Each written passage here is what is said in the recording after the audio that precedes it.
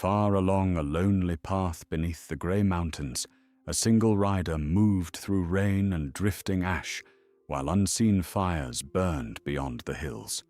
Greetings, travellers. The Watcher speaks beside your hearth once more, and tonight the old roads lead north, where forgotten stone lies buried beneath cold earth, and ancient flames stir in darkness. There are powers in Middle-earth that do not sleep peacefully, no matter how deep men hide them. Come closer now, and walk softly into the shadow of the mountain. Cold rain drifted across the northern wilds in thin silver lines, hissing softly against black stones and dying campfires. The last light of evening had faded behind the distant shoulders of the grey mountains, leaving the empty lands beneath a dim iron sky, where even the crows had fallen silent. Along a narrow path between heather-covered hills rode an old man wrapped in a heavy grey cloak, his broad hat bent low against the rain. His horse moved steadily through the mud, breathing clouds of steam into the freezing air, while the rider's sharp eyes watched every shadow beyond the road. Though he looked weary from long travel, there was nothing slow or careless in the way he carried himself. The wind tugged at his beard, carrying with it the bitter smell of ash, and that scent alone had brought him far from the comfort of the western lands. Gandalf had smelled burning villages before. He had walked through the ruins left by dragons in elder years, and stood beside forests blackened by the wars of orcs and men. Yet this fire troubled him differently, for it carried no scent of pine, or thatch, or charred flesh alone. Beneath the smoke lingered something sharper, almost metallic, like hot iron dragged from a forge deep beneath the earth. He leaned forward slightly in the saddle as the wind shifted again, and his face darkened beneath the brim of his hat. "This is no common blaze," he murmured to himself, his voice nearly swallowed by the rain. The horse flicked its ears uneasily, as if it too sensed the hidden danger creeping through the hills. The old wizard reached the crest of a rise shortly before midnight and saw the village below. What had once been a cluster of timber houses beside a narrow river now lay shattered and black beneath drifting smoke. Small blue flames still clung to broken beams, despite the rain pouring upon them, moving with unnatural patience, as if the fire itself refused to die. Gandalf dismounted without a word, his boots sinking into wet ash as he entered the ruins. The silence unsettled him more than cries would have done, for there were no grieving voices, no wounded calling for aid, only the crackling whisper of blue embers glowing in the dark. A cartwheel turned slowly in the wind beside a collapsed stable, creaking like an old hinge somewhere underground. Near the center of the village, he found the dead.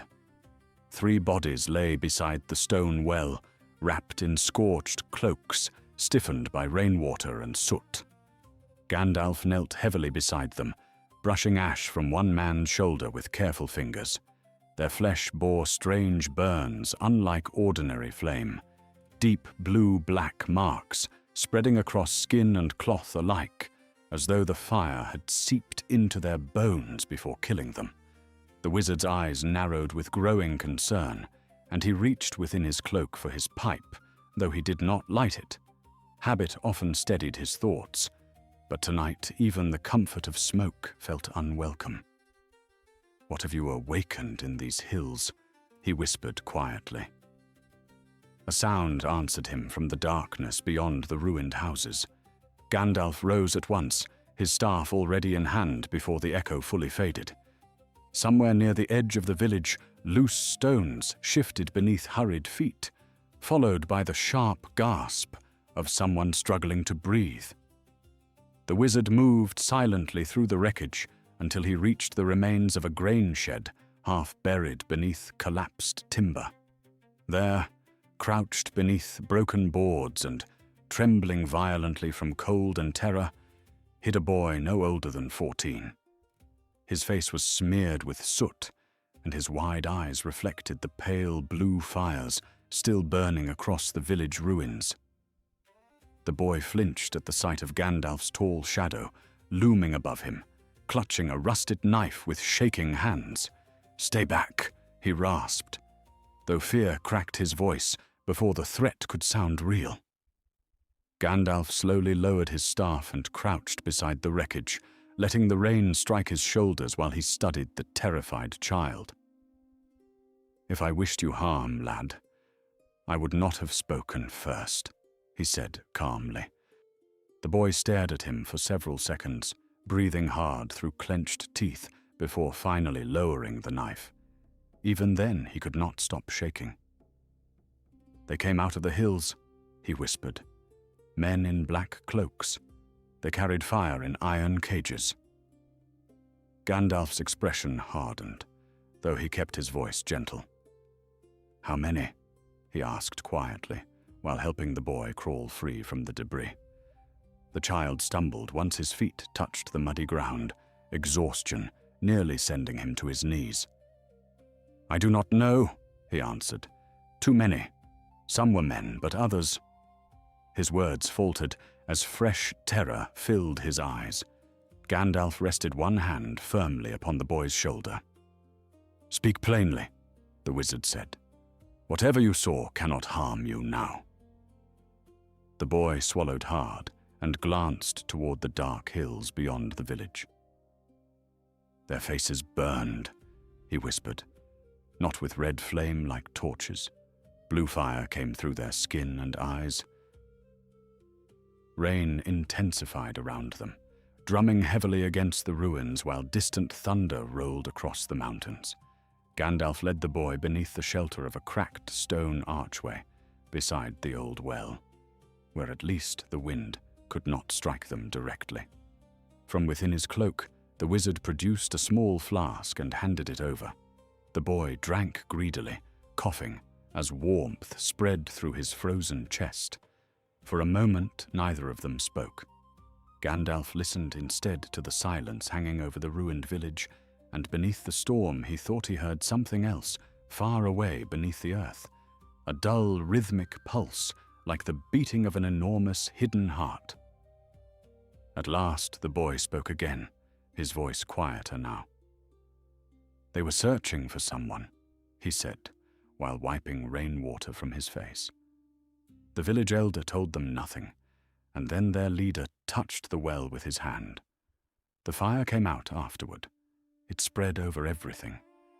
Gandalf slowly turned his gaze toward the stone well standing nearby. Thin curls of blue flame still flickered deep inside its darkness, despite the rain flooding down its walls.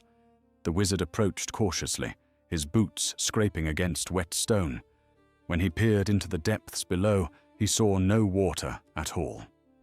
Far beneath the village, hidden under layers of darkness, a faint blue glow pulsed like molten metal, breathing in the deep. The old wizard straightened at once, every instinct within him tightening like a drawn bowstring. His hand closed around the staff so firmly, the knuckles whitened beneath his skin. He had seen ancient furnaces beneath forgotten dwarven halls, and volcanic pits used by servants of the Dark Lord in elder ages. But this felt older still. Not crafted by orcs, not born from dragon fire. Something Númenórean, perhaps, twisted long ago by hands that sought mastery over flame itself. Gandalf looked toward the northern hills where black shapes rose against the storm, like broken teeth beneath the sky. Somewhere beyond them, hidden in the wild lands abandoned after the fall of Angmar, someone had awakened a buried power that should never have stirred again. The boy followed Gandalf's gaze and shuddered violently. "They took people with them," he said. "Not everyone died here. Some were chained and dragged into the hills." Gandalf closed his eyes briefly, and when he opened them again, the softness had vanished from his face. The old wanderer now looked older than the mountains themselves, stern and cold beneath the rain. "Then there is still time," he said. He stepped toward his horse and tightened the straps of his pack with swift, practiced movements while thunder rumbled overhead. The boy watched nervously. "You cannot go there alone," he whispered. Gandalf placed one boot into the stirrup before glancing back toward the burning ruins. "No," he replied quietly. "But tonight I begin." Dawn came slowly to the northern hills, pale and cold beneath layers of drifting fog that rolled between the stones like smoke from unseen fires. Gandalf and the boy left the ruined village before sunrise, riding eastward along an abandoned road half swallowed by weeds and broken earth. Ravens circled high above them without making a sound, their black wings cutting across the grey sky as if they followed some silent command. The wizard noticed them at once and disliked their presence. In calmer years, such birds belonged merely to the wilderness, but too often in Middle-earth they served darker masters. He kept one hand resting near the haft of his staff, while the other loosely held the reins, his sharp eyes searching every ridge and hollow around them. The boy rode behind him, wrapped in a spare cloak that nearly swallowed his thin frame. His name was Edrin, and though fear still haunted his face, exhaustion had begun to dull the sharp edge of his panic. For several miles he spoke little, but Gandalf sensed the questions building within him like pressure beneath stone. At last the boy leaned forward slightly and asked, "Who are you truly?" The wizard smiled faintly beneath his beard without turning around. "A wandering old man with poor habits and too many enemies," he answered. Edrin frowned at the reply, clearly unsatisfied, and Gandalf allowed himself a quieter chuckle. "Some call me Gandalf," he added. "That name will do well enough for now." The road descended into a narrow valley where ancient pines crowded close together, their branches heavy with rainwater that dripped steadily onto the travelers below. Mist hung thick beneath the trees, turning every trunk into a dark pillar, vanishing into whiteness overhead. Gandalf slowed the horse as they entered the forest. The air here carried the same metallic scent he had found in the burned village, though weaker now, hidden beneath wet moss and pine sap. He studied the ground carefully until at last he found what he expected. Deep ruts scarred the muddy path ahead, fresh enough that rain had not yet washed them away completely. "Wagons," Gandalf murmured while dismounting to inspect the tracks. He crouched beside them, brushing wet leaves aside with one hand. Iron wheels, heavy ones. The groove sank unusually deep into the earth, as though the wagons carried stone or metal beyond ordinary measure. Edrin climbed down awkwardly beside him and stared at the marks. "Those are theirs," the boy whispered. "I heard chains when they came through the village." Gandalf nodded grimly. "And they did not hide their trail. Either they are fools, or they believe no one dares follow them." He rose slowly, his expression darkening. "I suspect the latter." By midday the rain had stopped, but the forest grew no brighter. Thick clouds smothered the sun overhead, leaving the woods trapped beneath a dim silver gloom where distance became impossible to judge. Several times Gandalf halted suddenly, listening to sounds Edrin could not hear. Once the wizard even stepped from the road and stood motionless among the trees for nearly a full minute, staring into the mist with narrowed eyes. The boy felt his stomach tighten with dread during those moments, though nothing appeared between the trunks. At last, Edrin whispered nervously, "What is it?" Gandalf answered without looking back. "Something follows us," he said quietly. "Something patient." They continued on in silence afterward, the tension growing heavier with every mile.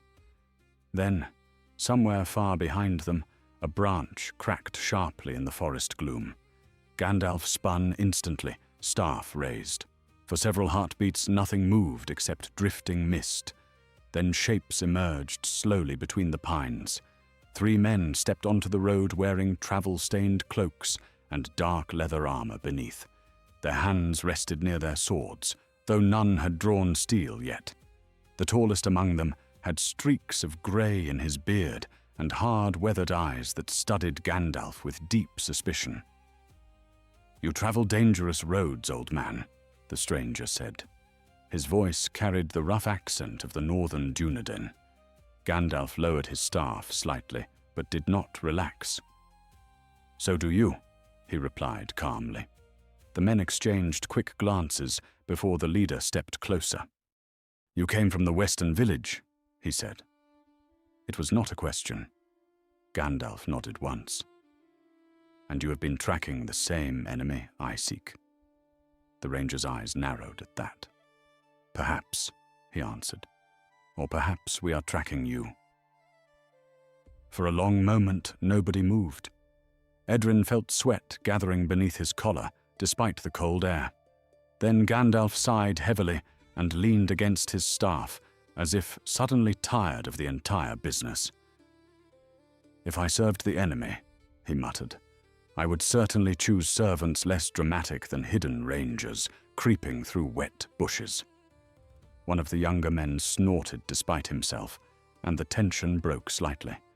The older ranger studied Gandalf more carefully now, recognition slowly dawning in his face. "Wait," he murmured. "I know you." His eyes widened. "Mithrandir." Gandalf inclined his head slightly. "It has been some years since I traveled these lands," he said. The ranger immediately placed a fist over his chest in respect. "I am Halbar's son, Borlad," he replied. "My father spoke of you often." Gandalf remembered the man faintly, a stern ranger who had once ridden beside Aragorn's grandfather in darker days. "Then your father possessed better memory than I," Gandalf admitted with a tired smile. Borlad glanced toward the eastern hills, and whatever warmth had entered his expression vanished again. "We have lost 4 men in the last month," he said quietly. "Something evil has awakened there." The rangers led Gandalf and Edrin deeper into the forest until they reached a hidden camp concealed beneath steep rocks and overhanging pine branches. Small smokeless fires burned beneath iron grates, and several armed men watched nervously from the shadows as the newcomers arrived. The camp smelled of wet wool, horse sweat, and simmering stew, familiar scents that briefly softened the harshness of the wild around them. Yet beneath it lingered fear. Gandalf sensed it immediately in the strained faces of the rangers and the silence that fell whenever the eastern hills were mentioned. That evening, Borlad spread rough maps across a flat stone, while rainwater dripped steadily from the trees overhead. Gandalf studied the markings carefully as the ranger pointed toward a cluster of narrow valleys near the mountains. "The attacks began here," Borlad explained. "Villages burned first, then caravans vanished. After that, our patrols stopped returning." He tapped one gloved finger against a black mark drawn near the hills. "3 nights ago we found this place, an old watchtower from the days of Angmar." Gandalf's eyes hardened slightly. "And beneath it?" The ranger hesitated before answering. "Tunnels," he said. "Deep ones." We heard hammering far below the earth. Edrin sat nearby, listening silently, while clutching a bowl of hot stew between trembling hands. The firelight flickered across his exhausted face as the men spoke of vanished travelers and strange blue flames seen moving through the mountains after dark. One ranger swore he had watched fire itself flowing across a cliffside like water searching for prey. Another claimed he heard screams echoing beneath the earth long after midnight. Gandalf listened without interruption, though inwardly his unease deepened with every tale. These were not the scattered acts of wandering servants of darkness. Someone organized this evil carefully, and worse still, they possessed knowledge lost for centuries. Night fully settled over the forest by the time the council ended. Wind sighed through the pine branches, while the hidden campfires glowed faintly beneath the rocks. Gandalf stood alone near the edge of the camp, staring eastward, where distant mountains loomed beneath clouds like sleeping giants. His pipe burned dimly between his fingers, though tonight even its smoke brought him little comfort. Beneath his cloak, hidden from mortal eyes, he felt the warmth of Narya resting against his chest. The ring of fire had long strengthened hearts against fear and despair, but now its heat seemed restless, almost warning him. Soft footsteps approached behind him. Borlad stopped beside the wizard, following his gaze toward the mountains. "You believe something ancient lies there," the ranger said quietly. Gandalf exhaled a thin stream of smoke into the darkness. "Yes," he answered after a moment. "And ancient things are often the most dangerous, for they remember powers the world has forgotten." Borlad's face tightened grimly. "Then we strike quickly." Gandalf remained silent for several seconds before speaking again. "No," he said softly. "First we learn who commands the fire. Because if I am right, this enemy seeks more than death." The forest remained silent through the final hours before dawn, yet it was not the peaceful silence of sleeping wilderness. It felt strained, unnatural, as though the very trees listened for something moving far beyond the hills. Gandalf slept little that night. He sat beneath the shelter of an ancient pine, with his cloak wrapped tightly around him, watching the campfires shrink into red embers while cold wind crept through the rocks. Several times he felt Narya warming faintly against his chest, and each pulse of heat sharpened the unease already twisting through his thoughts. Whatever stirred beneath the mountains was growing stronger. He could feel it now like distant thunder beneath the earth. Before sunrise, the camp erupted into sudden motion. One of the rangers stumbled from the darkness at a run, breathing hard and covered in mud from head to foot. The men near the fires rose instantly, hands flying toward swords and bows as Borlad hurried forward to meet the scout. "Easy!" the ranger gasped, nearly collapsing beside the flames. "Easy, damn you!" His face looked pale even beneath layers of dirt, and fear trembled visibly in his hands. Gandalf stood at once, already sensing bad news before a word was spoken. "What did you see?" Borlad demanded. The scout swallowed hard before answering. "The eastern watch post is gone," he said. "Burned. Not burned like wood burns. The stones melted." Uneasy murmurs spread through the camp. The ranger wiped rainwater from his beard and continued in a lower voice. "We found bodies near the ridge. Some were ours. Some—" He hesitated again, eyes darting toward Gandalf. "Some looked like men, but the fire had eaten through them. They were still moving when we arrived." Silence fell heavily over the camp after those words.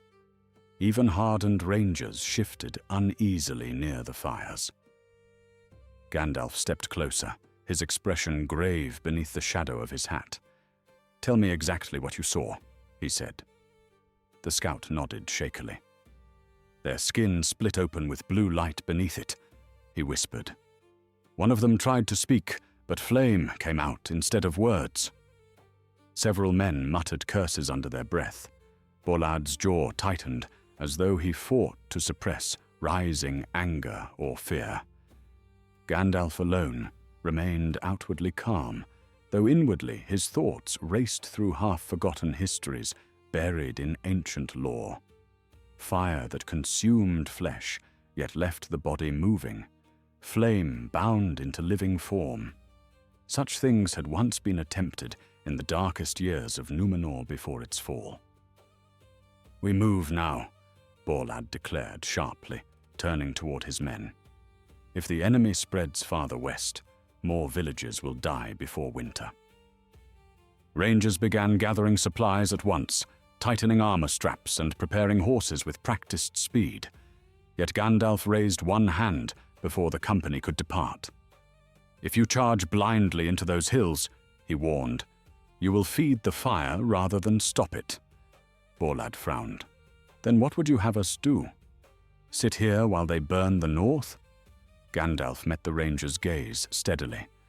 "No," he replied. "We find their entrance first, and we learn how deep this corruption reaches." By first light, the company traveled eastward through rising terrain, where the forest gradually thinned into rocky highlands. Grey cliffs towered above narrow passes, choked with thorn bushes and broken stone. Wind swept constantly through the hills, carrying cold mist from the mountains, along with the ever-present scent of ash. Edrin rode beside Gandalf now, rather than behind him, though the boy's eyes never stopped searching the shadows around them. Every black crevice between the rocks looked capable of hiding enemies.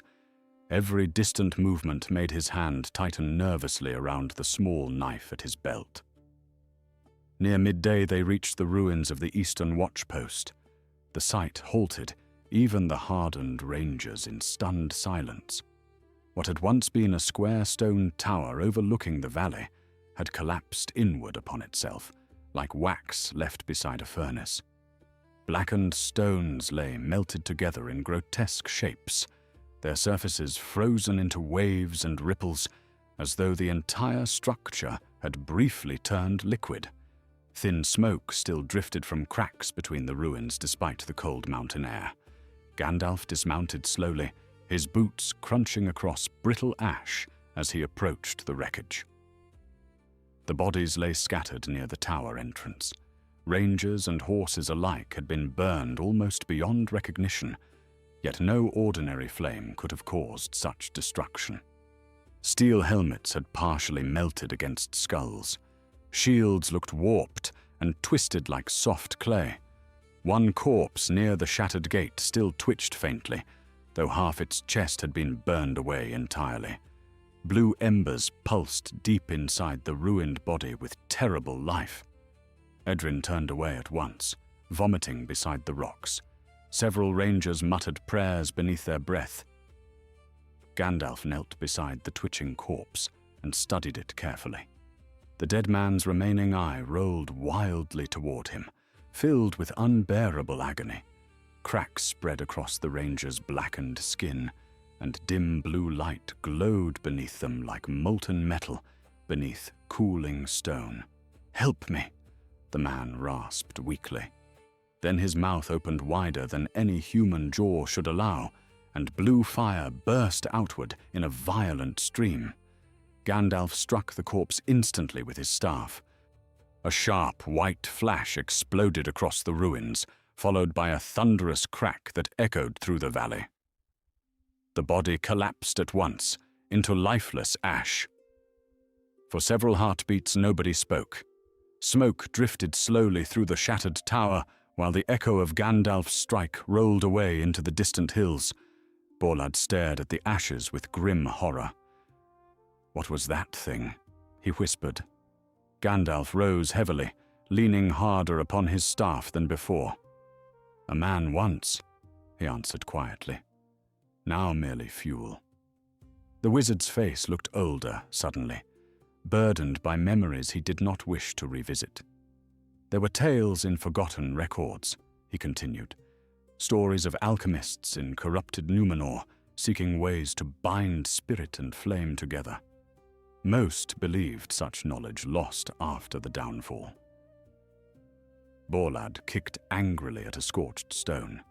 "Lost things should remain lost," he growled. Gandalf nodded once. "Indeed." He walked slowly through the ruins until he reached the far side of the collapsed tower, where the earth itself had split open beneath the fire. A jagged crack descended into darkness below, wide enough for several men to enter side by side. Warm air flowed upward from the depths, carrying the sound of distant hammering far underground. Gandalf stopped at the edge and listened carefully. Beneath the metallic pounding came another sound, screaming. The rangers heard it too. Edrin backed away immediately, terror whitening his face. "That came from below," he whispered. Borlad stepped toward the crack, gripping his sword hilt tightly. "Then we found their den." Gandalf remained motionless beside the opening, his eyes fixed upon the darkness beneath. Faint blue light pulsed somewhere far below the earth, rising and fading like the breathing of some vast hidden beast. The heat pouring from the chasm felt wrong against his skin. Not the clean warmth of hearth fire or forge fire. This heat carried hatred within it. Then came footsteps. At first they sounded distant, echoing softly from deep underground, but they grew louder with frightening speed. Gandalf raised his staff sharply. "Back away," he ordered. The company retreated from the crack just as shapes emerged from the darkness below. Men climbed upward from the depths, though no living men moved in such a manner. Their skin hung charred and split across glowing flesh beneath. Blue fire burned inside empty eye sockets, while smoke curled constantly from their mouths.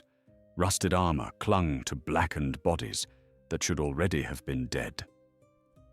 There were more than 20 of them. The first creature reached the surface with unnatural speed and lunged toward the nearest ranger. Its burned hands closed around the man's throat, and blue flame exploded instantly across leather and flesh alike. The ranger screamed as fire spread over his body like living oil. Arrows flew at once from the remaining men, but several shafts burst into flame before striking their targets. Gandalf slammed his staff against the stone with explosive force. White fire erupted outward in a blinding arc, hurling the nearest creatures backward into the crack. "Fall back!" Gandalf thundered, as chaos consumed the ruins.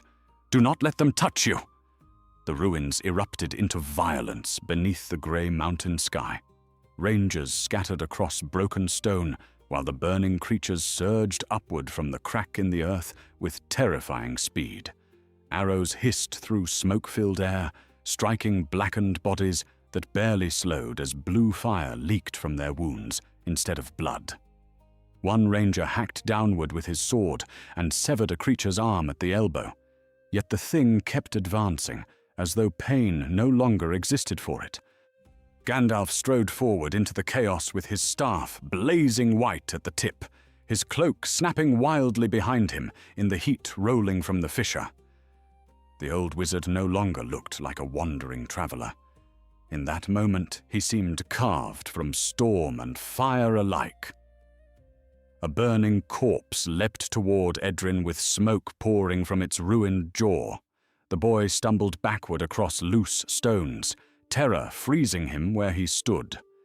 Before the creature could seize him, Gandalf thrust out one hand sharply.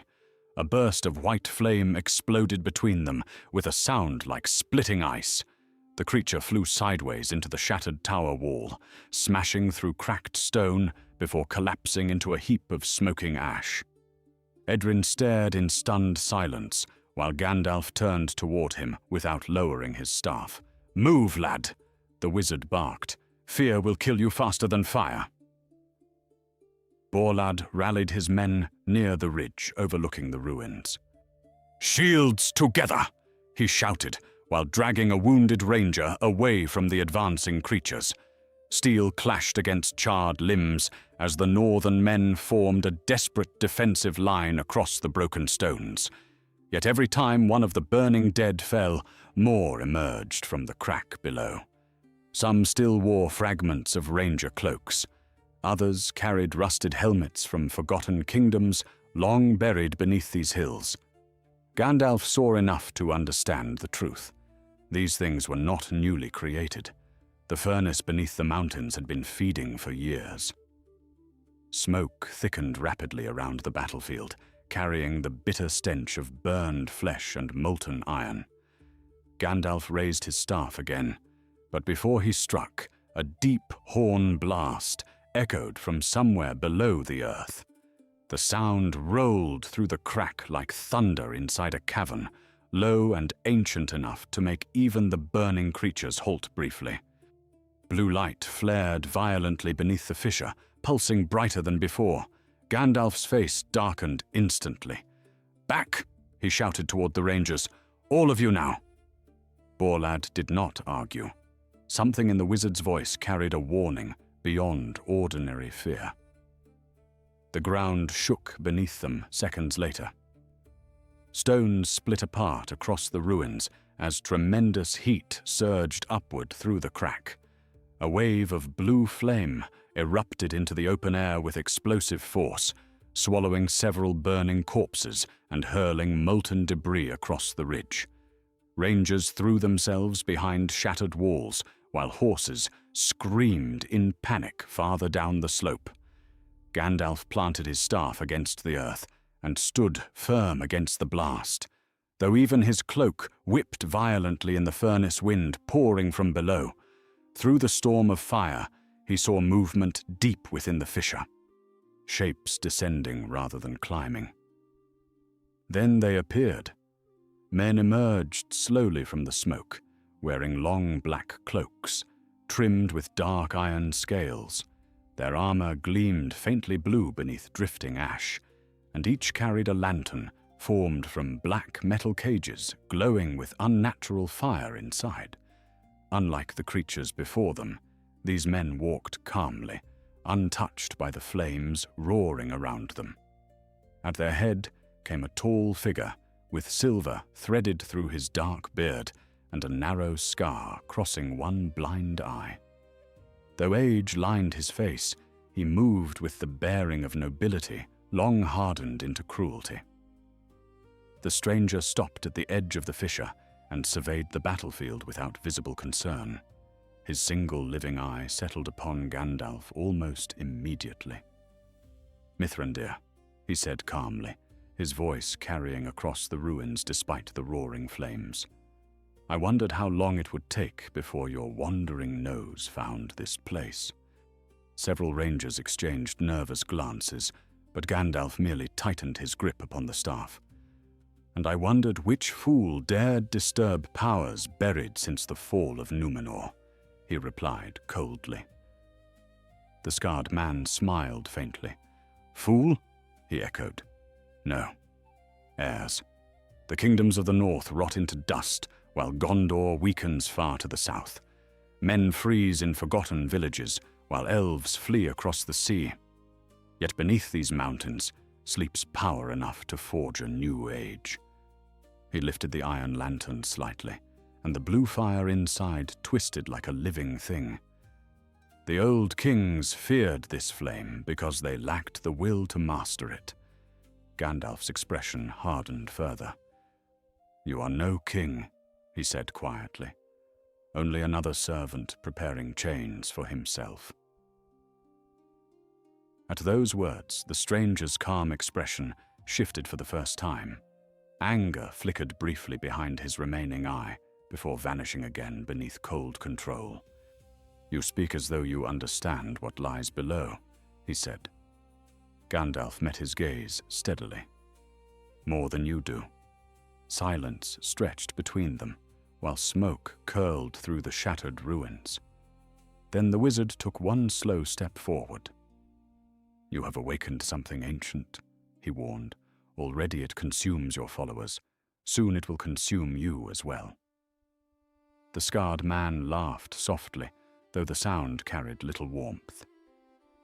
"You mistake sacrifice for failure," he answered. "The furnace grants immortality through flame. Flesh weakens. Fire does not." Behind him, the cloaked followers remained utterly still, lanterns glowing blue beneath their robes like trapped stars. Gandalf studied them carefully and noticed several men trembling slightly despite their calm masks. Thin cracks spread along one warrior's neck, where dim blue light pulsed beneath the skin. They were changing already. Borlad stepped beside Gandalf with sword drawn. "Enough talking," the ranger growled. "Give the order." Gandalf remained silent for a moment longer, while he weighed the battlefield carefully. More creatures moved below the fissure now, dozens perhaps, their burning forms shifting in the darkness beneath the earth. The enemy wanted them trapped here, wanted them exhausted before the true assault began. The wizard understood that much clearly. "No," he said quietly. "Not here." The scarred man seemed almost amused by the answer. "Wise at last," he remarked. Then he raised one hand slowly toward the crack behind him. Deep below the earth came another pulse of thunderous heat. Blue flames surged upward once more, but this time they formed shapes within the fire itself. Towering figures of burning ash rose from the fissure like giants, climbing from a volcanic grave. Their bodies barely resembled men anymore. They moved with slow, crushing strength, while rivers of blue flame flowed constantly through hollow ribs and skulls.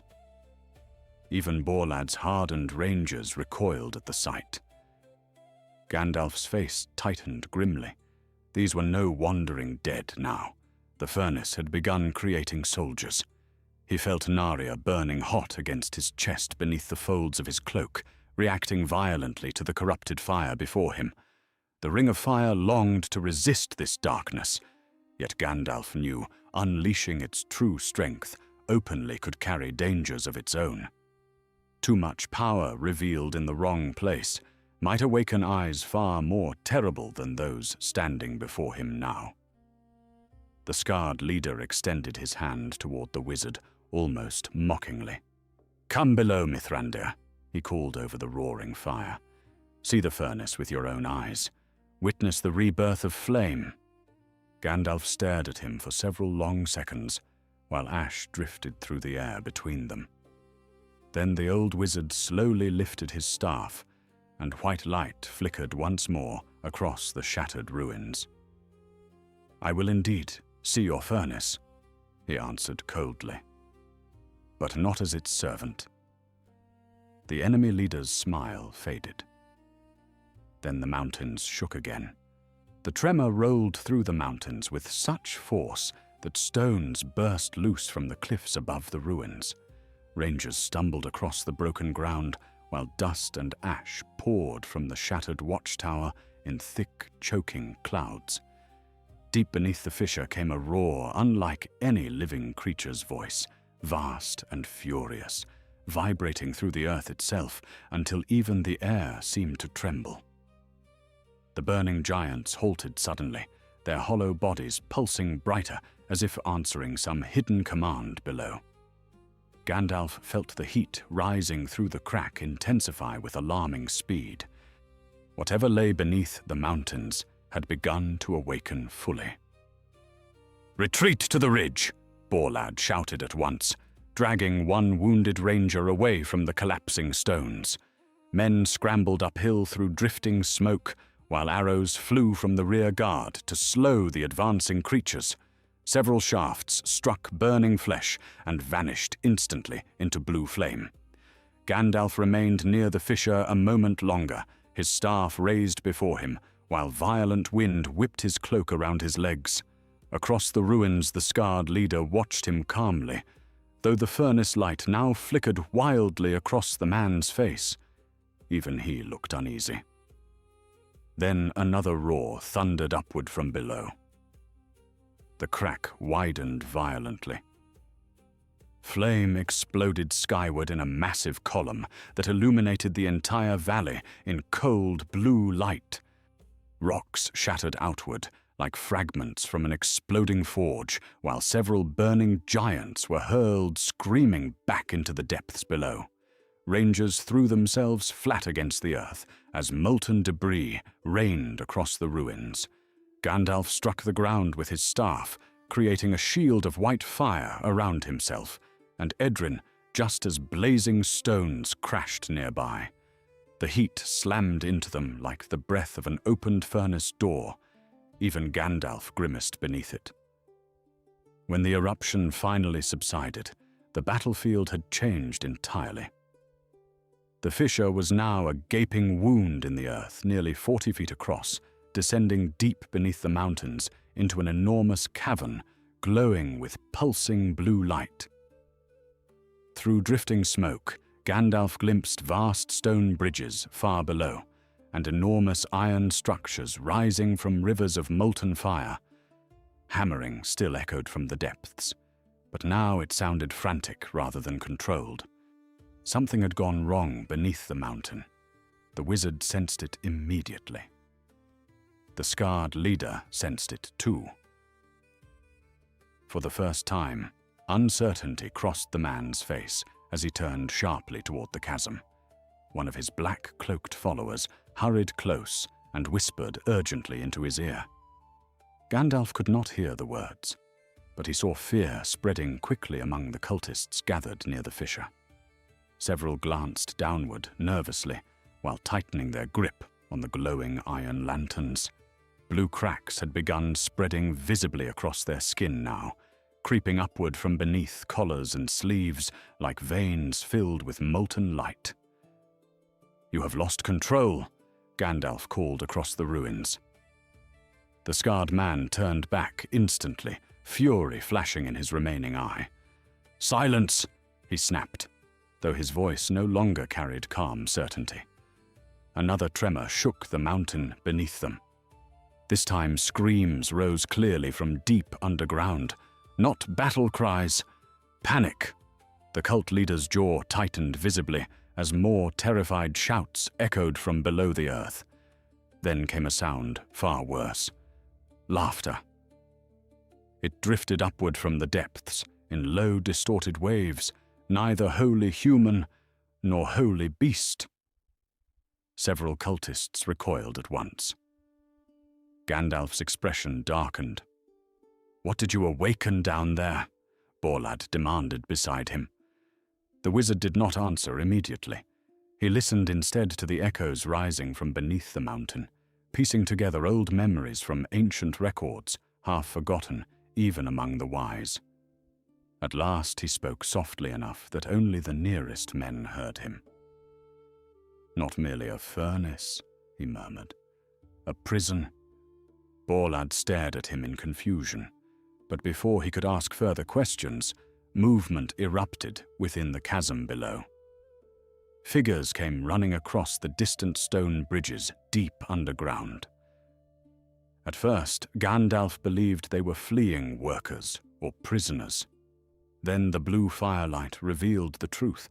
The creatures chasing them moved on all fours like hunting beasts, yet their bodies still resembled twisted men burned hollow by living flame. Their limbs bent at impossible angles, while smoke poured continuously from cracks in their flesh. Some crawled across walls and pillars with horrifying speed. Others leaped entire gaps between bridges, trailing streams of blue fire behind them. The furnace had begun changing its victims into something worse. One fleeing cultist reached the upper ledge near the fissure and tried desperately to climb toward the surface. His face looked half-melted, one eye consumed entirely by glowing blue flame. "Seal the lower gates!" he screamed toward the scarred leader. "They are everywhere!" Before anyone could move, a burning creature burst upward behind him and drove jagged fingers straight through the man's chest. Blue fire exploded outward from the wound, engulfing both bodies instantly. The creature lifted its burning head toward the surface and shrieked. The sound froze the blood in every living man nearby. Borlad cursed sharply and raised his sword again. "We should leave this cursed place now," he growled. Several rangers clearly agreed. Fear spread rapidly among the northern men as more screams echoed upward from the depths below. Yet Gandalf remained fixed upon the chasm, his eyes narrowing thoughtfully beneath the shadow of his hat. He was listening for something else, hidden beneath the chaos. Beneath the screaming. Beneath the furnace, roar itself. A heartbeat. Slow, enormous, ancient. Then he understood. The wizard's face hardened instantly as terrible realization settled upon him. "The furnace draws power from below the mountain," he said quietly. "Not from volcanic fire alone." Borlad frowned. "Then from what?" Gandalf hesitated. Even speaking the thought aloud felt dangerous. "There are deep places beneath Middle-earth untouched since elder days," he answered at last. "Places where ancient powers slept after the fall of Morgoth." He looked toward the burning abyss. These fools dug too greedily. As if the mountain itself answered him, another violent tremor split the ruins apart. This time, massive cracks spread across the ridge where the rangers stood. One horse screamed as the ground collapsed beneath it, sending beast and rider tumbling into darkness below. Men rushed forward desperately, but only echoes returned from the depths. Blue light surged brighter than ever from the chasm now, bathing the valley in cold, ghostly fire, visible for miles across the northern wilds. Gandalf realized with growing dread that the furnace was no longer contained beneath the mountain. It was feeding. The scarred leader finally broke. "Seal the upper passages," he shouted wildly toward his remaining followers. "Do it now." The cultists rushed toward chains and massive iron mechanisms near the fissure's edge, clearly meant to collapse tunnels leading upward from below. But panic had already infected them. One man dropped his lantern while scrambling across the stones. The blue fire inside burst outward instantly, wrapping around his legs like living serpents. He screamed as flames raced beneath his skin, illuminating veins and bones before consuming him entirely from within. The others backed away in horror. Gandalf stepped toward the edge of the fissure, despite the rising heat blasting against him. Deep below, he now saw the furnace itself for the first time. Vast iron rings surrounded a towering pit of blue fire large enough to swallow a castle whole. Ancient chains, thicker than ship masts, stretched across the cavern ceiling, many already broken or glowing red from unbearable strain. And within the heart of the furnace, half buried beneath molten light, something moved. Not fully awake, but stirring. The wizard's breath slowed. He understood now why the old Númenórean records had vanished from history. This place had never been built merely to forge weapons. It had been created to contain something buried deep beneath the mountain long ago, a living source of corrupted fire.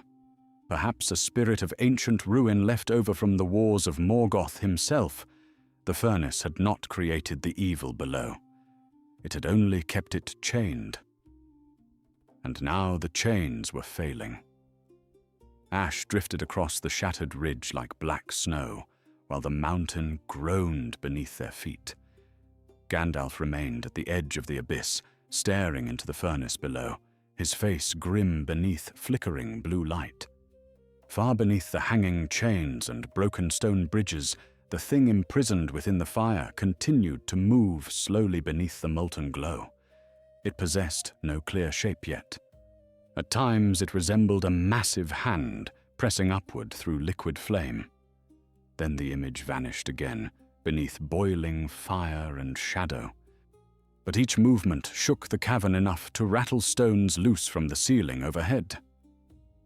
Borlad approached cautiously beside the wizard, shielding his face from the furnace heat with one arm. "Tell me plainly," the ranger said, struggling to keep his voice steady. "What is that thing?" Gandalf did not answer at once.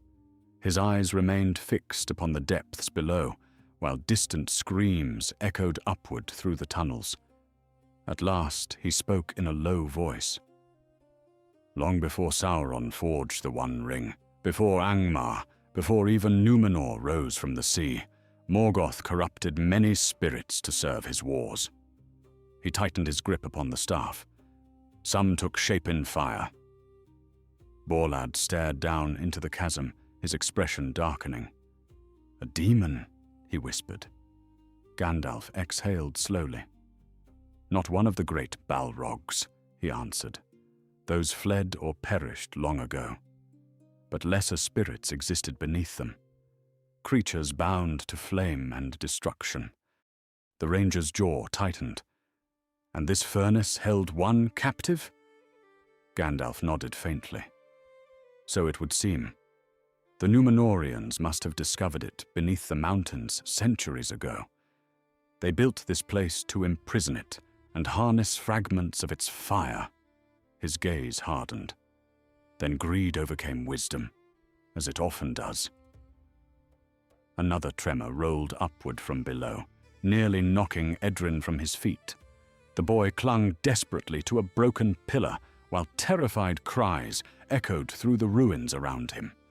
Several rangers had already begun retreating farther uphill with the wounded. Others stood frozen, staring into the abyss where burning creatures now crawled across walls and chains in growing numbers. The scarred cult leader barked frantic orders near the collapsed mechanisms by the fissure, but fewer and fewer followers obeyed him now. Fear had shattered their discipline. One cultist suddenly turned and ran. He sprinted across the ruined stones toward the northern slope, throwing away his burning lantern as he fled. "Leave this place!" he screamed wildly at the others. "The furnace is broken!"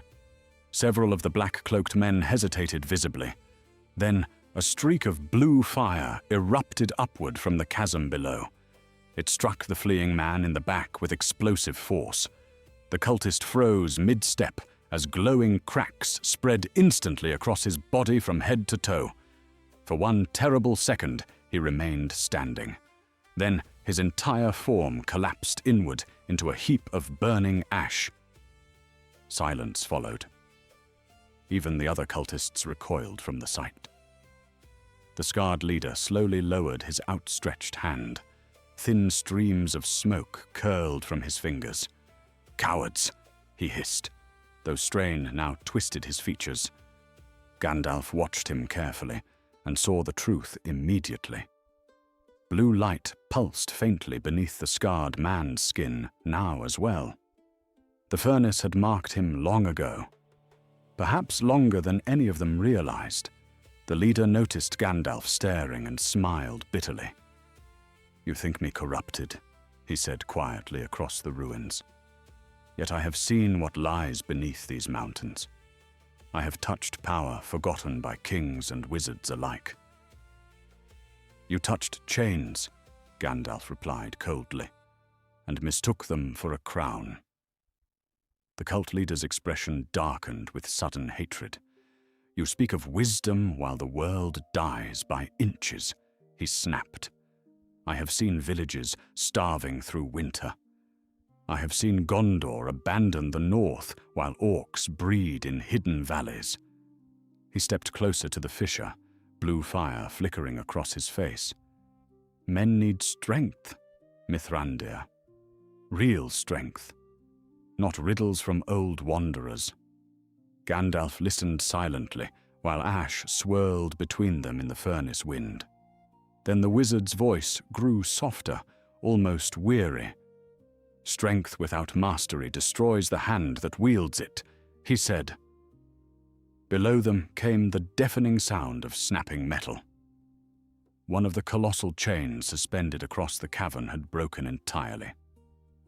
The massive iron length whipped downward into the furnace pit with explosive force, sending rivers of blue fire crashing against the cavern walls. Burning creatures shrieked wildly throughout the tunnels, while more stone bridges collapsed into molten depths below. Gandalf felt the heat intensify instantly. The imprisoned spirit was pushing harder now against its failing bonds. It had tasted fear above the surface. It had tasted chaos. And it hungered for more. The scarred leader stared downward in horror as realization finally reached him. "No," he whispered.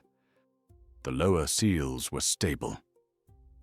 Another chain snapped beneath the mountain, with a thunderous crack that echoed like a giant whip across the cavern. The leader spun toward his followers at once. "Open the western tunnels!" he shouted desperately. "We fall back to the outer chambers." But panic had fully overtaken the cultists now. Some fled toward the mountain paths. Others dropped their lanterns and ran blindly through the smoke. A few simply stood trembling as blue light spread steadily across their flesh. One of them began laughing. The sound started softly before rising into wild hysterics. The man tore off his hood with shaking hands, revealing a face split by glowing cracks from forehead to throat. Blue flame poured from his eyes as he staggered toward the scarred leader. "It speaks to us," he whispered joyfully. "Can you hear it?" Then the fire consumed him from within. His body erupted violently into a towering column of blue flame that spread across the ruined stones like living water. Chaos exploded again across the ridge. Burning creatures surged upward from the chasm in greater numbers than before, while terrified cultists scattered in every direction. Rangers fought desperately near the slopes, dragging wounded companions away from the advancing fire. Gandalf moved through the chaos like a storm-driven shadow, his staff blazing white each time another burning corpse lunged toward the living. Yet even his power could not hold them all back. For every creature destroyed, 2 more emerged from the furnace tunnels below. Edrin stumbled beside a collapsed wall while fleeing from the spreading flames. Through smoke and ash, he saw something glimmering near the ruins of the tower gate. One of the fallen cultists had dropped a small iron key attached to a chain of blackened silver. Strange runes covered its surface, glowing faintly blue beneath the ash. Before the boy could stop himself, he snatched it from the ground and shoved it inside his cloak. Instantly, a whisper entered his mind. Not words exactly, more like thoughts wrapped in heat and hunger. Edrin gasped and nearly dropped the key at once, but something held his fingers closed around it. Visions flashed briefly before his eyes. Endless tunnels beneath the mountain, rivers of molten fire. Massive iron doors deep underground marked with the same glowing runes. Then the images vanished as quickly as they came. The boy staggered backward, breathing hard. "Edrin!" Gandalf's voice cut sharply through the chaos. The wizard reached him moments later, his face streaked with soot and ash. "We leave now," Gandalf ordered. "This place will not hold much longer." Then he noticed the boy's trembling hands. His eyes narrowed immediately. "What did you touch?" Edrin hesitated only briefly before pulling the iron key from beneath his cloak. The moment Gandalf saw it, his expression changed completely. The wizard snatched the key at once. Blue fire flickered violently across its surface as Gandalf studied the ancient runes carved into the black iron. Recognition settled over his features with grim certainty. "This is no ordinary key," he murmured. Borlad hurried toward them through the smoke. "We must go!" the ranger shouted. "The entire ridge is collapsing!" Gandalf closed his hand tightly around the burning iron, while another tremor split the ruins apart beneath their feet. Then the wizard looked back toward the furnace below. And for the first time, he knew exactly where he needed to go next. The mountain began to die around them. Entire sections of the shattered ridge collapsed into the abyss, while rivers of blue fire burst through widening cracks in the stone. Smoke rolled upward in suffocating waves thick enough to hide the sky itself, and beneath the roar of the furnace came the constant sound of grinding rock deep underground.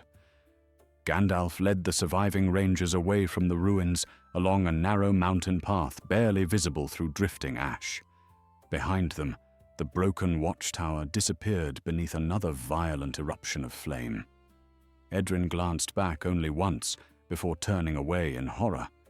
It looked less like a fortress, collapsing, and more like some ancient beast clawing its way upward through the earth. The company did not stop until they reached a shelf of black stone overlooking the eastern valleys far below. Cold wind swept across the mountainside, carrying ash high into the clouds, where flashes of pale blue light flickered like distant lightning within a storm. Several wounded rangers collapsed immediately beside the rocks, while others stood gasping for breath, too exhausted even to speak. Borlad counted the survivors grimly. Nearly half their number were dead already. More remained missing beneath the mountain. Gandalf stood apart from the others near the edge of the cliff, staring down at the black iron key resting in his palm. Even here, far from the furnace, the runes carved into its surface pulsed faintly with blue light. Heat radiated from the metal steadily, though it did not burn his skin. The wizard traced the ancient markings carefully with one finger, while memories stirred deep within his mind. He had seen symbols like these once before, in forgotten scrolls preserved in Rivendell, records copied from the last libraries of Númenor, before the sea swallowed them forever. Edrin approached hesitantly, still pale from what he had felt when touching the key. "What is it?" he asked quietly. Gandalf did not lift his gaze from the runes. "A seal key," he answered after a long silence. "One of several, I suspect." Borlad joined them moments later, wiping soot from his face with a weary hand. "Then destroy it," the ranger growled. "Throw the cursed thing into the abyss and be done with it." Gandalf slowly shook his head. If only it were so simple. The wizard closed his fingers around the key and looked back toward the distant smoke rising from the ruined mountain. "This key was not made to open the furnace," he explained. "It was made to lock it." Borlad frowned deeply. "Then why carry it at all?" Gandalf's expression hardened. "Because if the seals below are failing, this may be the only thing left capable of restoring them." The ranger stared at him in disbelief. "You mean to go back there?" Gandalf finally met his gaze. "Yes." Several nearby rangers overheard the exchange, and anger spread quickly through the exhausted survivors. "That mountain is cursed!" one man snapped while binding a burn across his arm. "Nothing living can survive down there now." Another pointed toward the distant smoke cloud. "The tunnels are collapsing already." Gandalf listened without interruption, while ash drifted through the cold mountain wind around them. At last, he struck the butt of his staff, once against the stone. The sharp crack silenced the argument instantly. "If the furnace breaks completely," the wizard said calmly, "the fire beneath that mountain will spread far beyond these hills. Villages will burn first, then forests, then every road north of Rivendell will become a graveyard." He let the weight of the words settle over the company before continuing. "You have all seen what that corrupted flame does to flesh. Imagine thousands consumed by it." Silence followed. Even the harsh wind seemed quieter now. Borlad stepped closer to Gandalf, lowering his voice. "Then what exactly lies beneath the furnace?" he asked. The wizard's eyes drifted toward the mountains again. "A spirit of fire," he answered quietly. "Ancient beyond reckoning. Morgoth twisted many such beings during the Elder Wars. Most perished long ago, but some fled deep beneath the earth after his defeat." His expression darkened further. "The Númenóreans discovered this one centuries later and chained it within the furnace to contain its strength." "And the cult broke those chains," Borlad muttered bitterly.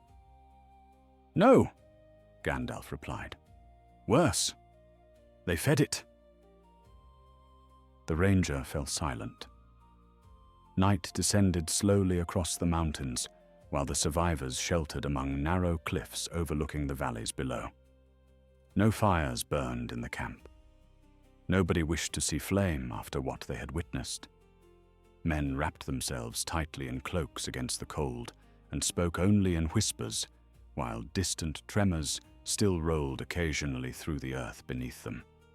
Far away, blue light pulsed faintly inside the smoke rising from the ruined mountain, like the heartbeat of some waking monster. Edrin could not sleep. The whispers he had felt through the key still lingered faintly at the edges of his thoughts.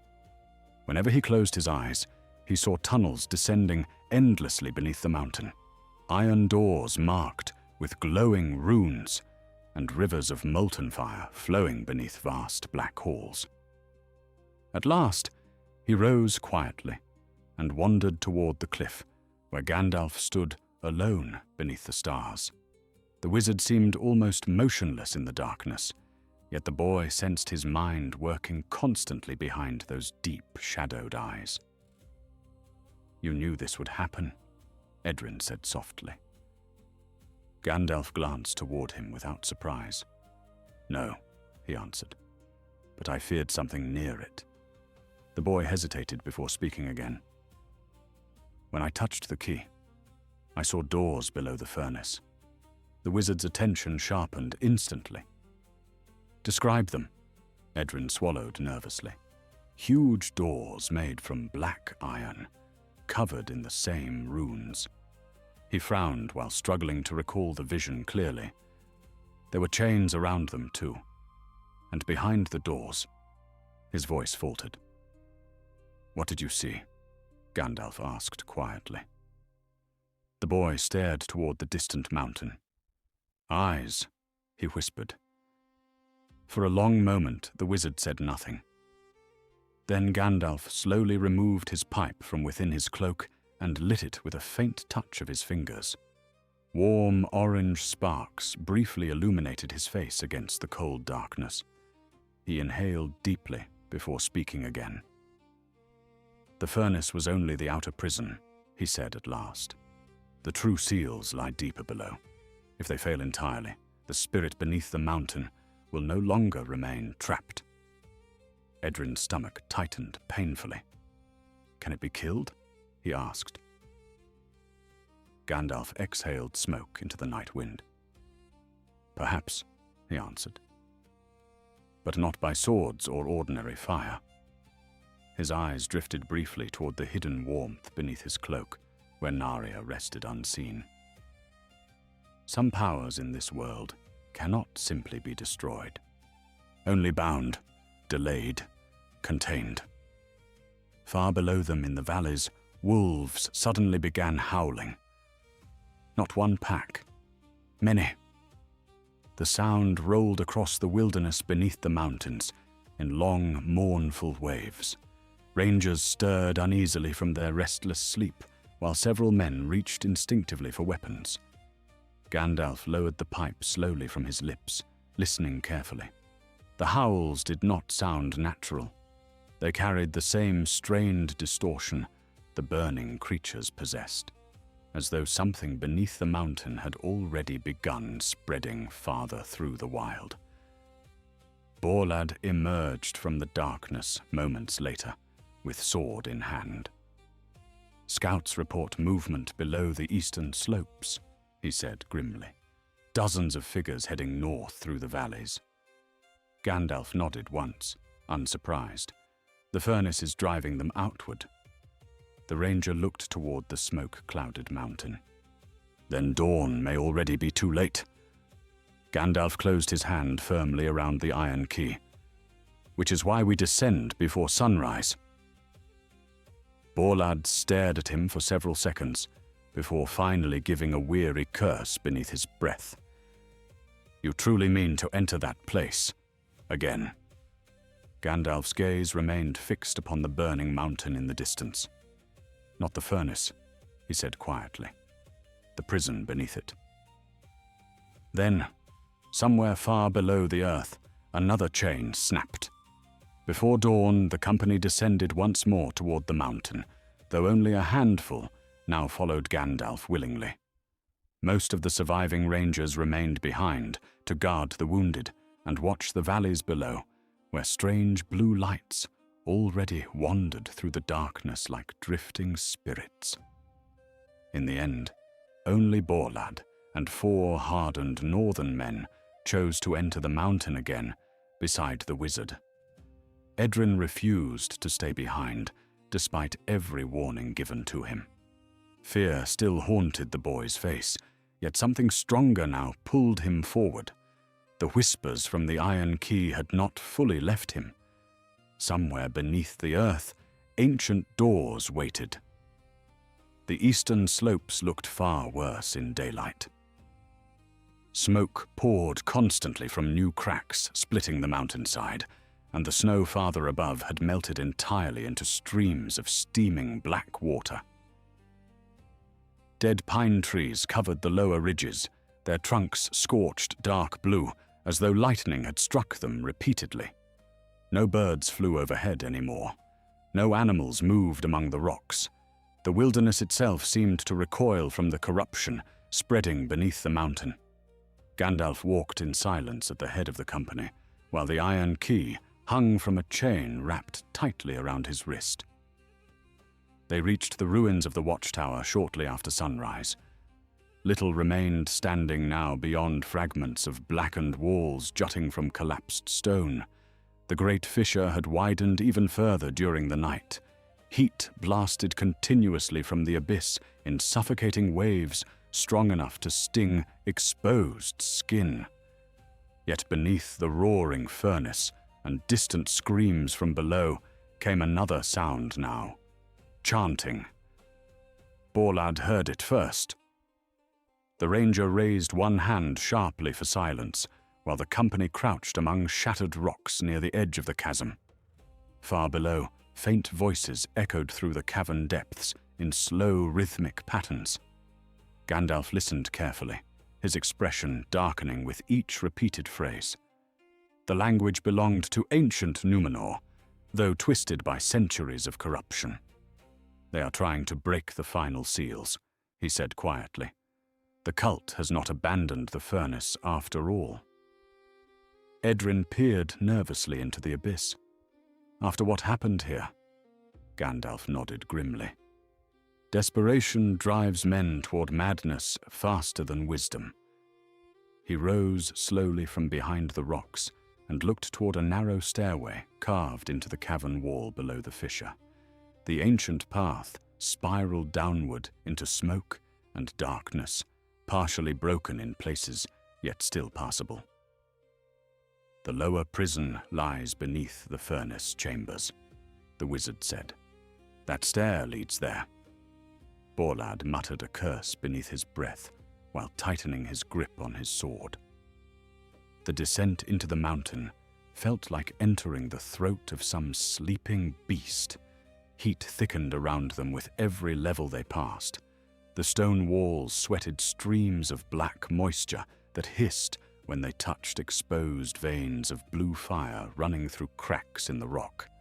Ancient iron chains hung from ceilings overhead.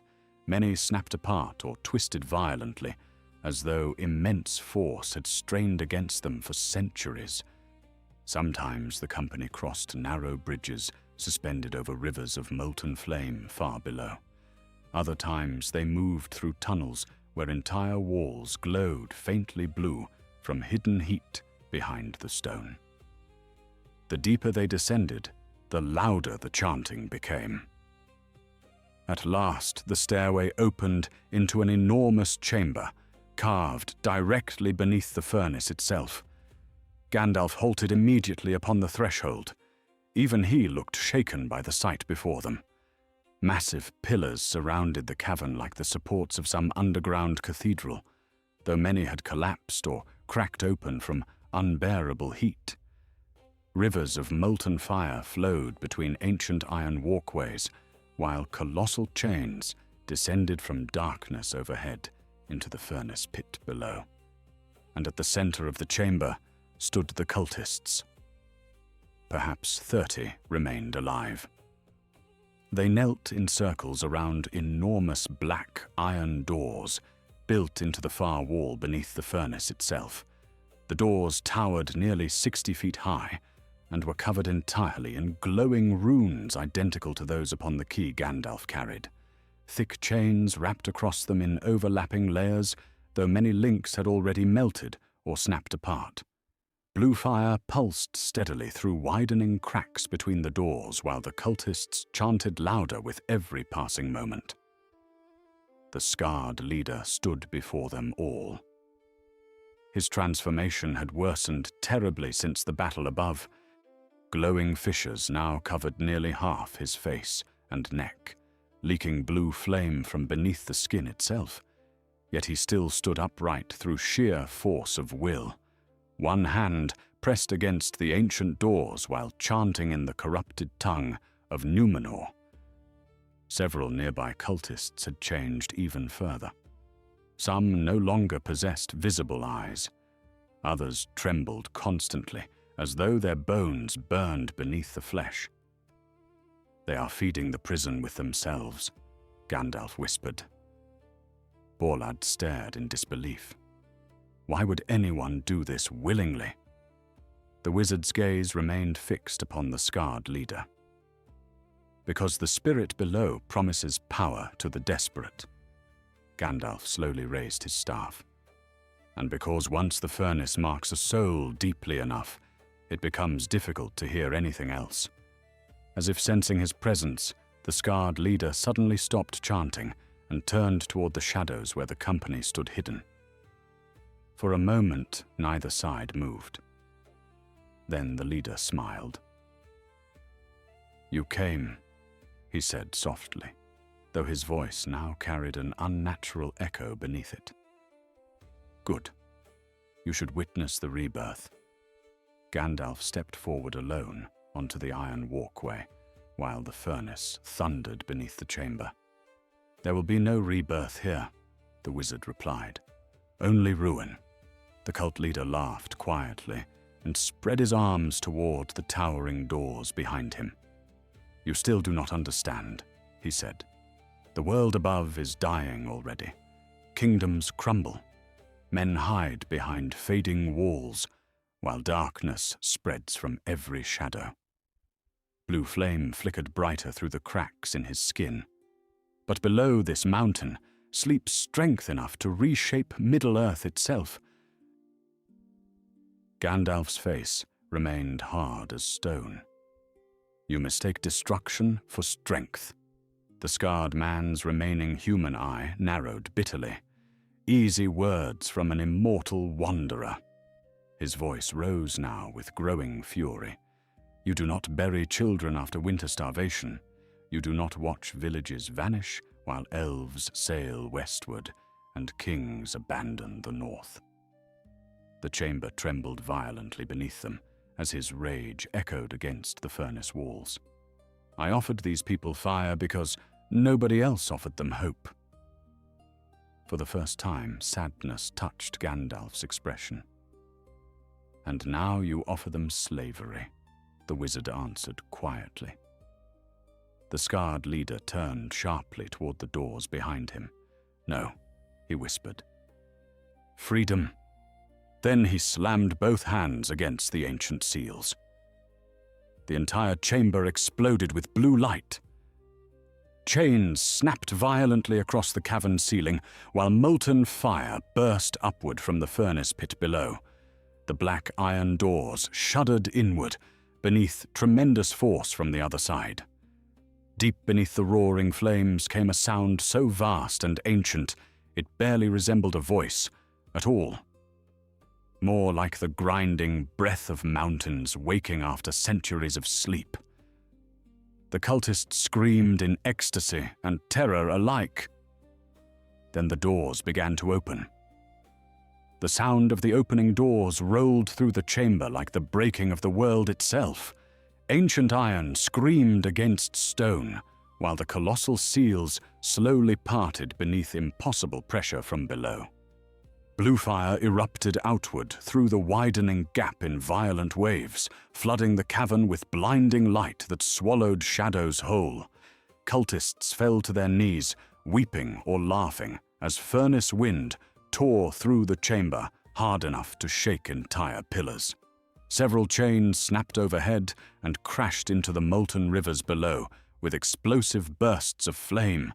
Gandalf planted his staff against the iron walkway to steady himself, while every instinct within him screamed that the prison had reached its final moment. Then something moved behind the doors. At first, Edrin saw only darkness deeper than the furnace glow surrounding it.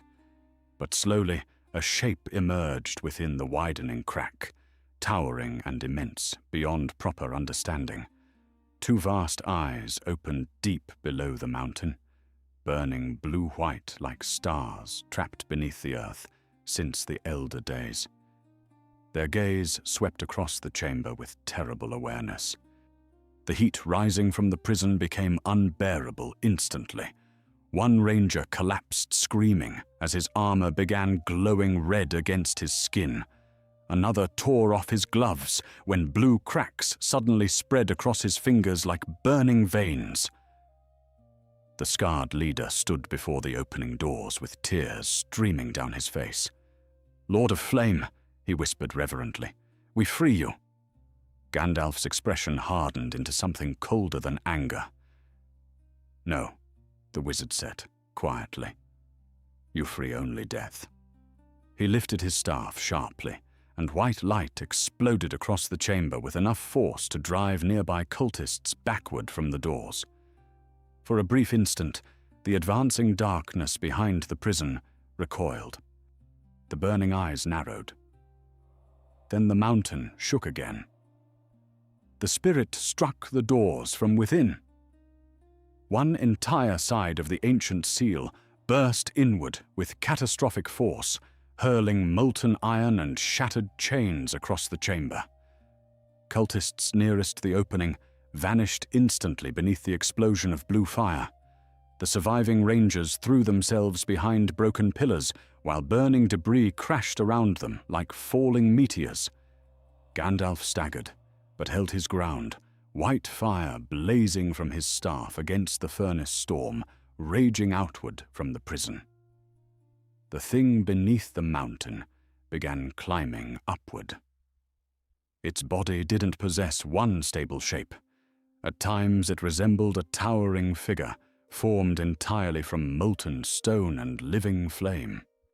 Then its outline shifted into something more monstrous, vast burning limbs dragging across the cavern walls, while rivers of blue fire poured endlessly from within its chest. Heat radiated from it so fiercely that the iron walkways themselves started melting beneath its approach. Wherever its gaze fell, stone blackened and cracked apart. Borlad rose from behind a shattered pillar with terror plain across his face. "We cannot fight that," he shouted over the roaring furnace. Gandalf did not answer immediately. His eyes remained fixed upon the remaining half of the prison doors, still hanging from broken chains. Then his hand tightened around the iron key, hanging from his wrist. The wizard finally understood the truth the ancient Númenóreans had left behind. The prison could not destroy the spirit beneath the mountain. It could only bind it again. But the seals needed a living will to close them. The scarred leader saw realization cross Gandalf's face. For the first time, fear overwhelmed the madness burning within the man. "No," he rasped while stumbling backward from the advancing spirit. It promised obedience. The immense creature turned its blazing eyes toward him slowly. Blue fire spread outward across the stone beneath the cult leader's feet. "You fed it hatred," Gandalf said quietly. "What else did you expect in return?" The scarred man screamed suddenly as fire erupted through the cracks covering his body. His flesh split apart beneath the furnace light, while the spirit reached toward him with enormous, burning hands. In seconds, nothing remained, except ash. The surviving cultists broke completely after that. Some fled blindly through collapsing tunnels. Others threw themselves into molten fire rather than face the thing emerging from the prison. But the spirit no longer cared about them. Its burning gaze had fixed entirely upon Gandalf now. Ancient hatred radiated from the creature in suffocating waves, strong enough to choke the air itself. It remembered him. Not as Gandalf, perhaps, but as something older. A servant of the same powers that once cast Morgoth into the void beyond the world. The spirit roared. Entire pillars shattered. Gandalf turned sharply toward Edrin and Borlad. "Get to the upper tunnels now," he commanded. Borlad stared at him in disbelief. "What about you?" The wizard's expression remained calm, despite the destruction raging around them. "I will close the doors." Edrin stepped forward instantly. "You cannot do that alone." Gandalf almost smiled then, though sadness touched the expression. "No," he admitted softly, "but I can try." Another chain snapped overhead. The spirit surged farther from the prison, molten limbs dragging across the cavern, while blue fire swallowed entire walkways beneath it. Gandalf moved quickly toward the broken seals through falling ash and collapsing stone. The iron key burned white-hot now inside his hand. Ancient runes blazed across its surface, bright enough to hurt mortal eyes. The wizard reached the shattered remains of the prison doors, just as the spirit lunged toward him with terrifying speed. Gandalf thrust his staff downward. White fire erupted across the cavern in a blinding wave. The spirit slammed against the burst of light with explosive force that shook the entire mountain. Flames of blue and white collided violently around the broken prison, while molten stone rained from the ceiling overhead. Borlad dragged Edrin backward across the collapsing walkways, while the boy screamed Gandalf's name into the roaring chaos. But the wizard never looked away from the advancing spirit. Then Gandalf drew upon Narya fully. Hidden beneath his cloak, the ring of fire burst awake with radiant golden light. Warmth, unlike the corrupted furnace flames, spread outward through the chamber, fierce and pure, carrying not hatred, but strength, courage, endurance against despair. The white fire surrounding Gandalf expanded instantly into a blazing wall between the spirit and the open cavern beyond. The ancient creature recoiled for the first time since emerging from the prison. Gandalf drove the glowing key into the central seal beside the broken doors. The runes exploded alive. Every remaining chain across the chamber began moving at once, dragged by ancient mechanisms buried deep within the mountain. Massive iron links whipped downward from the ceiling and wrapped around the prison doors while hidden gears thundered awake beneath the stone. The spirit roared in fury as the seals began pulling shut again, inch by inch against its burning body. But the mountain was dying too quickly. Cracks spread across every wall now. Rivers of molten fire burst through collapsing floors while enormous sections of the cavern ceiling crashed into the furnace below. Gandalf braced himself against the prison seals with both hands, forcing the doors inward through sheer will as blue fire engulfed him from all sides. The spirit fought savagely against the closing prison, its blazing limbs smashing apart chains faster than the ancient mechanisms could replace them. Then Edrin broke free from Borlad's grip. The boy ran back across the collapsing walkway toward Gandalf, despite the furnace heat blistering his skin. "No!" Borlad shouted behind him, but Edrin kept running until he reached the shattered seals themselves. Through the roaring fire, he saw Gandalf struggling alone against the enormous closing doors. Without hesitation, the boy seized one of the burning chains beside the prison. The runes along it flared instantly. For one terrible second, Edrin felt the spirit beneath the mountain press against his mind like an ocean of living hatred. but alongside it came another feeling. Warmth, steady and unyielding. Gandalf's strength flowed through the blazing seals into the boy's hands. Together they forced the ancient doors inward. The spirit screamed. The sound shook the mountain to its foundations. With one final thunderous impact, the prison doors slammed shut completely. Every chain across the cavern locked tight at once, while ancient runes blazed brighter than the furnace itself. The spirit vanished behind the sealed prison in an explosion of blue fire that tore through the collapsing chamber like a storm. Gandalf seized Edrin and threw both of them backward across the stone, just as the furnace finally imploded beneath the mountain. The world vanished into fire and darkness. When Edrin awoke, snow drifted softly across broken rocks beneath a pale morning sky.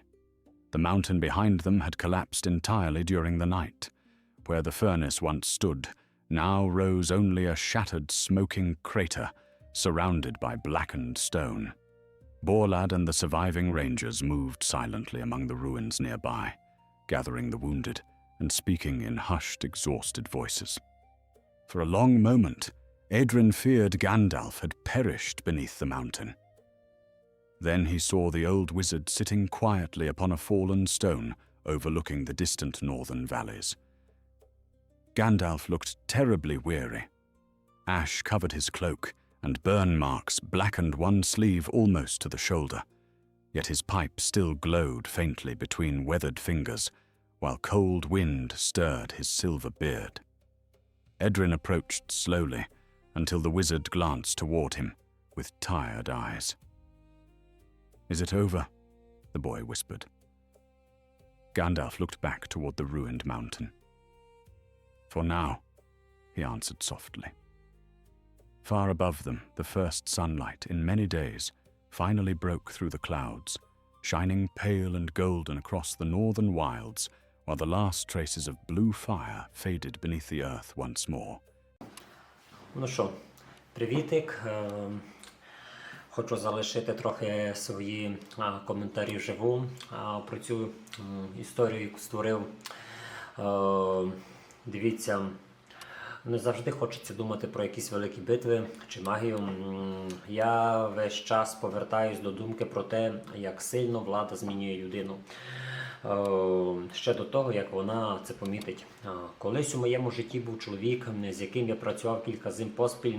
Спочатку він був тихим, справедливим, навіть добрим до людей, але щойно отримав трохи контролю над іншими, у ньому ніби щось змінилось. Не різко, не за один день, просто поступово він перестав слухати, перестав сумніватися в собі і найстрашніше почав вірити, що його страхи дають йому право вирішувати за всіх навколо. Мені здається, найнебезпечніша сила – це не та, що палить вогнем чи руйнує міста. Найнебезпечніша – це та, яка дуже тихо переконує людину, що вона вже не може помилятись.